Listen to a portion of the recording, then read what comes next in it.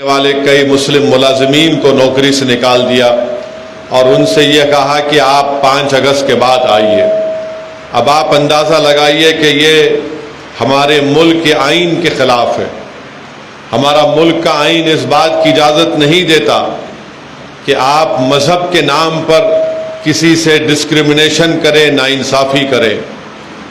हमारा मुल्क का आइन ये कहता है कि सब बराबर हैं, कोई बड़ा कोई छोटा नहीं है। हमारे मुल्क के आइन की दफ़ा 19 ये कहती है कि हर एक को अपने रोज़गार के मौक़े फ़राहम करने या तलाश करने का उनको मौका मिलेगा। तो ऐसा क़ानून वहाँ पर बनाया गया और जो ऐसा क़ानून वहाँ पर उत्तर प्रदेश में बीजेपी हुकूमत ने बनाया कि जो हमको हिटलर के 1930 की जर्मनी की याद दिलाती है। और हिटलर ने भी ये कह दिया था कि उस वक्त के जर्मनी में मौजूद यहूदियों से कि आपको अपने दाएं हाथ के ऊपर एक स्टार ऑफ डेविड यानी निशान होगा, उसको आपको हाथ पर पट्टा बांधना पड़ेगा। फिर उसके बाद हिटलर ने कहा कि यहूदियों से कोई सामान नहीं खरीदेगा, उनका बायकॉट होगा। तो ये जो फैसला उत्तर प्रदेश की योगी हुकूमत ने लिया वो हिटलर के उस फैसले की याद को ताज़ा करता है। और हमारे भारत के आइन की दफ़ा 17 ये कहती है कि कोई भी किसी भी किस्म से अनटचेबिलिटी को उसको फ़रोग़ नहीं देगा। तो अल्हम्दुलिल्लाह सुप्रीम कोर्ट ने उस फैसले पर रोक लगाई और फिर दोबारा भी सुप्रीम कोर्ट के पास जब जुमे के दिन अब ये मसला आया तो सुप्रीम कोर्ट ने कहा कि वो स्टे बरकरार रहेगा। जहाँ कहीं बीजेपी हम देखते हैं कि मध्य प्रदेश में 11 से ज़्यादा मुस्लिम अक़लियत के घरों को बुलडोज़र से निस्तनाबूद कर दिया गया। 4 जून को पार्लिमानी इलेक्शन का नतीजा आया, उसके बाद से मेरे ख्याल से अगर मैं गलत ना कहूँ तो 14 से 15 मुसलमानों की मॉब लिंचिंग के ज़रिए उनकी मौत वाक़ई में हुई है। हिमाचल प्रदेश में कांग्रेस की हुकूमत है तो वहाँ पर एक मुसलमान जो कपड़े का कारोबार करता है उसने बकरीद में भैंस की कुर्बानी दी। तो बीजेपी के या उनके चाहने वालों ने सोशल मीडिया पर ये डाल दिया कि इस मुसलमान ने गाय की कुर्बानी दी। तो हुजूम उसकी दुकान के सामने जमा हुआ और उसकी दुकान को तोड़ दिया गया या उसके कपड़ों की दुकान को लूट लिया गया। ऐसे रोज़ कहीं ना कहीं वाक़यात आते हैं। कल मैं एक वीडियो देखा कि एक रेलवे की पुलिस ने एक मुसलमान बच्चे को इतना मारा कि उसके पेट से उसकी अथड़ियाँ निकल गई। तो ये तमाम वाक़यात हो रहे हैं और ये नफ़रत जो मुसलमानों के ख़िलाफ़ जो फैला दी गई है ये मुल्क के लिए भी ठीक नहीं है कि हर कोई नफ़रत की निगाहों से आप देखते जाइए कि कोई वीडियो डालता है कि मुसलमान बड्डी पे कारोबार कर रहा तो उन्हें थूक के खिलाता। कोई आप अंदाज़ा लगाइए कि कोई अगर कोई कारोबार करता है तो वो बोलता है भाई मेरा खाना मेरा माल जो है वो सबसे बेहतरीन हो।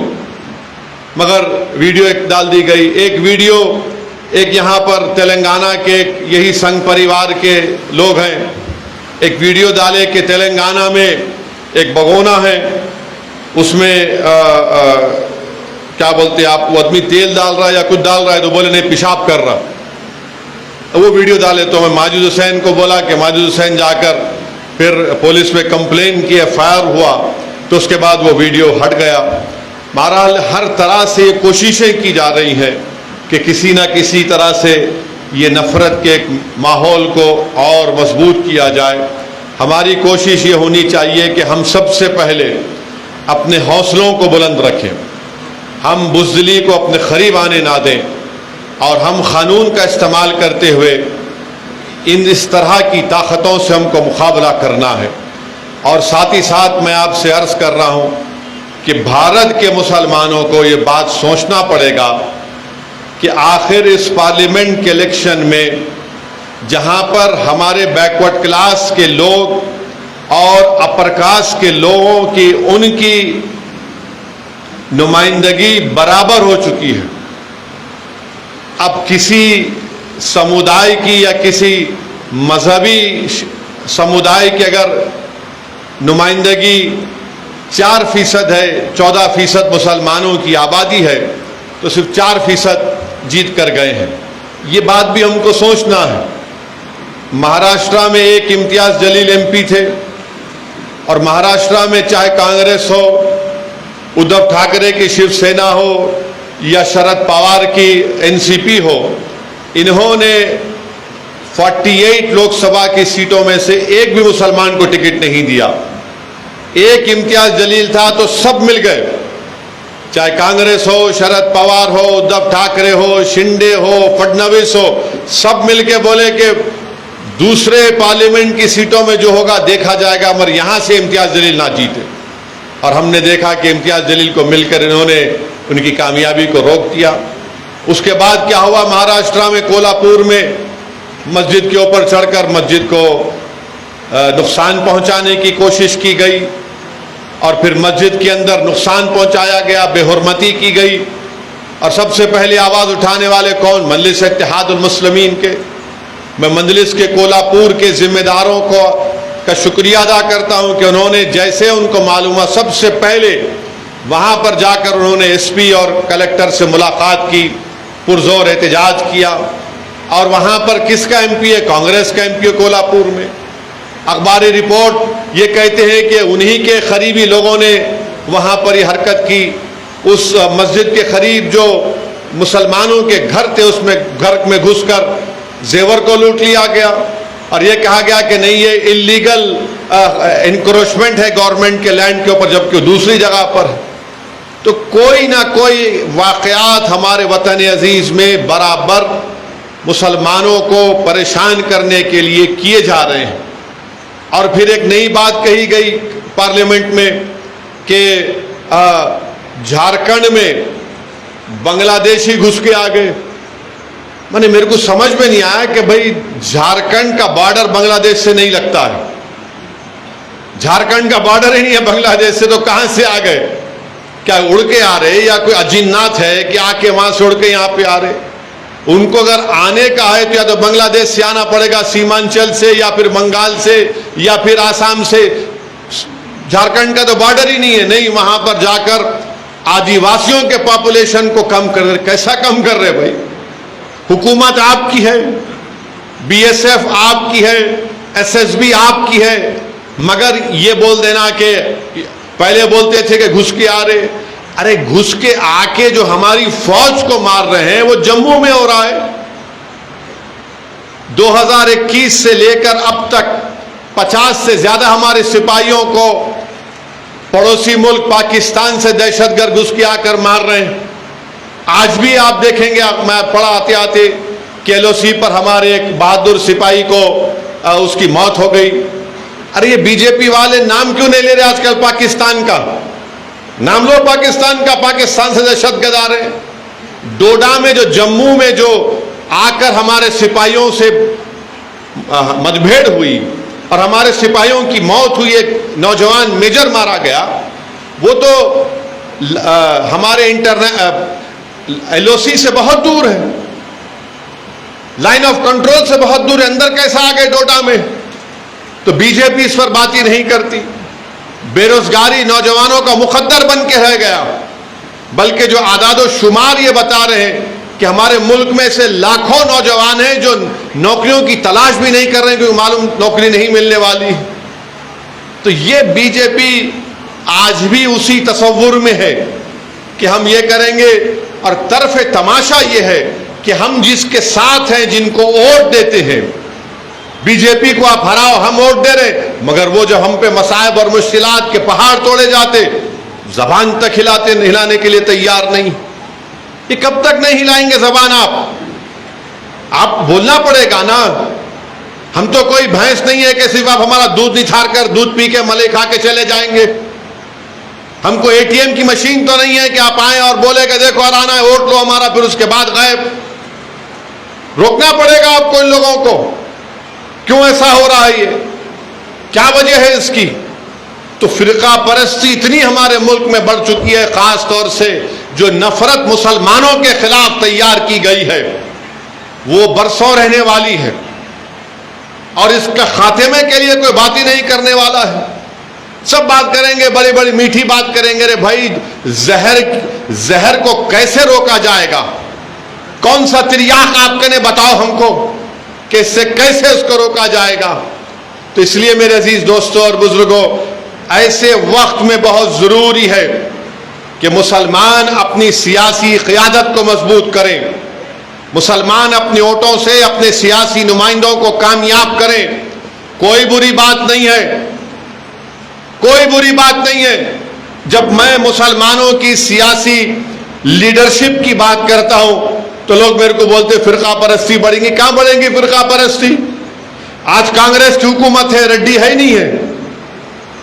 आप है ना, टीआरएस थी तो वेलमा थे, तो वहां तेलुगु देशम आई तो वहां कम्मा हो गए, जगन थे तो रेड्डी थे। अरे ये आपको समझना है इस बात को।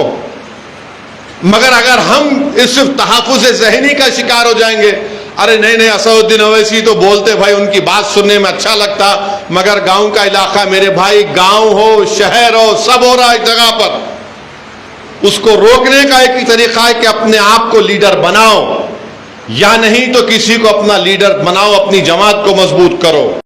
सिर्फ अगर आप बोलेंगे कि नहीं नहीं अब ऐसा हो जाएगा, नहीं होता। आपको अपनी जगह पर यह फैसले लेना पड़ेगा।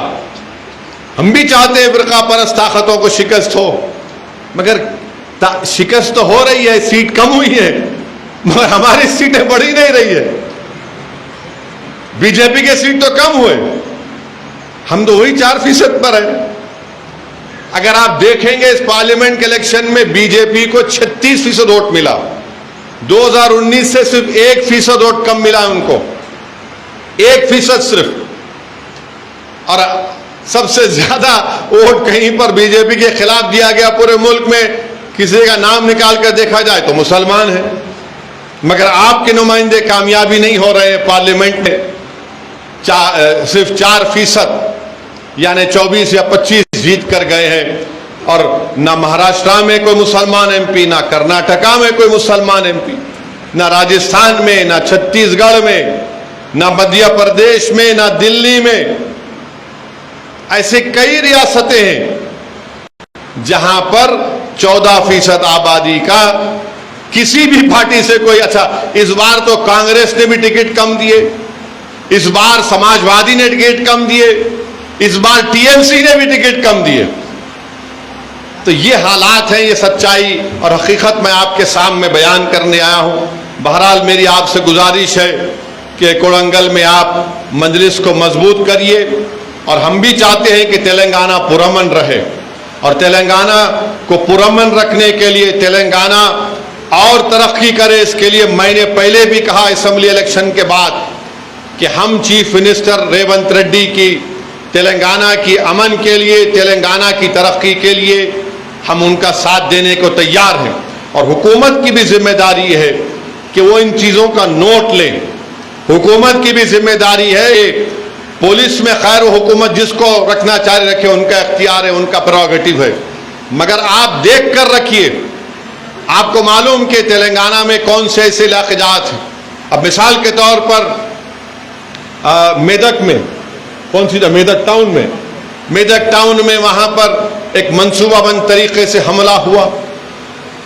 हमारे हिंदू भाई का अस्पताल है, जख्मी को लेकर आए अस्पताल में, तो ये पूरे आरएसएस के संगी लोग अस्पताल में घुसकर तोड़म ताड़ी कर दिए। वो हिंदू डॉक्टर की गाड़ी को नुकसान पहुंचा दिए। वो टीवी पे आके बोल रहा है कि मैं तो सबको देखता हूं, जो पेशेंट आए मेरे को क्या करना है ये मजहब से, मजहबी आपके डिफरेंसेस से। वो बोल रहा मैं सबका इलाज कर, मारा तोड़ दिए।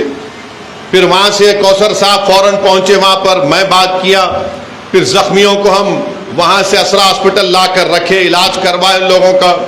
फिर उन बाद लोगों की गिरफ्तारियां भी हुई। फिर उनको मजलिस की तरफ से कौसर मोहुद्दीन साहब ने वकील का इंतजाम किया, अल्हम्दुलिल्लाह उनकी बेल हुई। तो ये चीज़ें हुकूमत को देखना ज़रूरी है। आप बेहतरीन से बेहतरीन पुलिस ऑफिसर्स को रखिए, किसी की तरफदारी करने की ज़रूरत नहीं है, किसी की तरफदारी मत करिए। कोशिश ये होनी चाहिए कि अमन रहे। तेलंगाना को अगर और तरक्की करना है तो अमन बहुत ज़रूरी है, और अमन उसी वक्त होगा जब ये ताकतें जो नफरत पैदा करना चाहती हैं, जो अमन को कमज़ोर करना चाहती हैं, इनको आप और हम जानते हैं, इनसे हमको और हुकूमत को चाहिए कि इन पर नज़र रखें। और मेरी आपसे गुजारिश है कि अपने हौसलों को बुलंद रखें, डरने और घबराने की कोई ज़रूरत नहीं है। अल्हम्दुलिल्लाह आप लोगों की दुआओं का नतीजा था कि मजलिस के अरकान असम्बली को भी अल्लाह ने कामयाब किया। आप लोगों की दुआओं का नतीजा था कि हैदराबाद की पार्लियामेंट की सीट से मजलिस इत्तेहादुल मुस्लिमीन को अल्लाह सुब्हाना व तआला ने नबी करीम सल्लल्लाहु अलैहि वसल्लम के सदक़े तुफ़ैल में एक तारीख साज कामयाबी से हमकिनार किया। मैं शुरू से कह रहा था कि हैदराबाद में चाहे कोई भी आ जाओ, अमित शाह है, बीजेपी, आरएसएस, पूरे हिंदुस्तान से आकर बैठ गए, कुछ नहीं हुआ अल्हम्दुलिल्लाह, क्योंकि मजलिस वहाँ पर काम करती है। मजलिस दारुस्सलाम में बैठकर जब काम करती है तो ये नहीं देखती है कि दारुस्सलाम को आने वाला कौन से मजहब का है, उसके सर पे टोपी है या फिर उसके पेशानी पर तिलक है, या कोई बुरखा पहनकर आ रहा है या बुरखा पहनकर नहीं आ रही है। जो दारुस्सलाम को आता मजलिस उनका काम करती है। और मैं आपको बता रहा हूं कि चाहे असम्बली का इलेक्शन हो या पार्लियामेंट का इलेक्शन हो, ख़ास तौर से हमारे दलित भाई और बहन, हमारे जो आदिवासी लोग हैं, हैदराबाद पार्लियामान हल्के में है थोड़े बहुत, और जो हमारे हिंदू भाई वो देख चुके मजलिस के काम को, वो जानते हैं मजलिस का काम है कि वो सबका काम करते हैं। तो मैं उम्मीद करता हूं कि कोड़ंगल में भी हमारी जमात के लोग पूरे कोड़ंगल की आवाम के लिए की नुमाइंदगी करेंगे, उनका काम करेंगे, और इंशाअल्लाह ताला हम मजलिस इत्तेहादुल मुस्लिमीन को यहाँ पर और मजबूत करते रहेंगे। मेरी आप तमाम का बेहद शुक्रिया अदा करता हूँ कि आप यहाँ पर आए। मुझे हैदराबाद में एक मीटिंग है और इसलिए मैं आपसे इजाज़त चाहता हूँ। इंशाअल्लाह ताला बाद में एक और बारिश के बाद एक जलसा रखेंगे और इंशाअल्लाह तफसीली आप तमाम से बातचीत होगी। बहुत